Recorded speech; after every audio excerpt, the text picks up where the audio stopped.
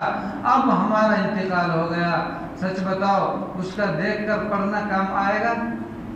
آئے گا؟ ہمارے موت پہ بھی کام آئے گا کہ بابا کی روح نہیں نکل رہی، دادا کا یہ نہیں ہو رہا، دقت ہو رہی ہے، کیا کریں؟ اب جب جس گھر میں قرآن کریم کے پڑھنے والے نہیں ہوں گے تو وہ اڑوس پڑوس سے تلاش کر کے لائیں گے، اڑوس پڑوس میں نہیں ملے گا تو مسجد کے امام کو لائیں گے۔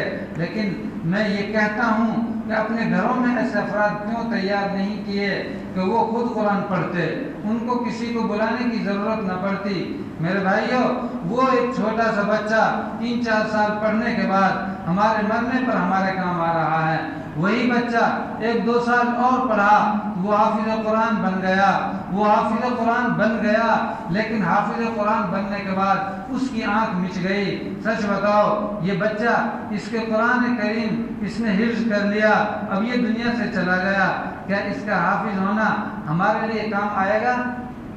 آئے گا نا؟ آئے گا۔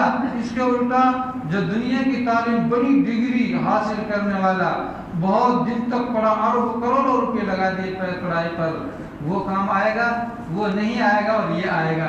لیکن پھر بھی اور احساس کی بات، میں یہ تعجب کرتا ہوں کہ جب بچے مسجد آتے ہیں تو آج تک خصوصاً شہروں میں تو یہ بات ہوتی ہی نہیں کہ دیکھو یہ بچے مسجد جا رہے ہیں، کم سے کم ان کو برقع پہنا دیا جائے، کم سے کم ان کو نقاب پڑھا دیا جائے۔ نہیں، جس لباس میں باہر گھومتے ہیں اسی لباس میں مسجد میں بھی آتے ہیں۔ امام صاحب کچھ کہہ نہیں سکتا، کیوں؟ اس لیے نہیں کہہ سکتا کہ یہ شہر کے بچے ہیں، ان کے ماں باپ کو یہ زیادہ لاڈلے ہیں۔ میرے بھائیوں، یہ بہت غور کی بات ہے۔ جب ہمارے وہی بچے اسکول جاتے ہیں تو اسکول تو اپنی من پسند ڈریس نہیں پہن کر جاتے، اسکول تو وہی ڈریس پہن کے جاتے ہیں جس کو وہ چاہتے ہیں۔ کیا جس کو اللہ چاہتا ہو، جس کو اللہ چاہتا ہو، اللہ کے نبی چاہتے ہوں، اللہ کے نبی کے سارے دوست چاہتے ہوں، اللہ کے ولی چاہتے ہوں، ان لباسوں کو پہن کر اللہ کے گھر تک نہیں آ سکتے، یہ میری اولاد کی کون سی آخرت کی تیاری ہے؟ میرے بھائیوں اور بزرگوں، بہت اہم بات میں بتا رہا ہوں کہ اپنے بچوں کو اللہ کے گھروں سے سرسری نہ جوڑو۔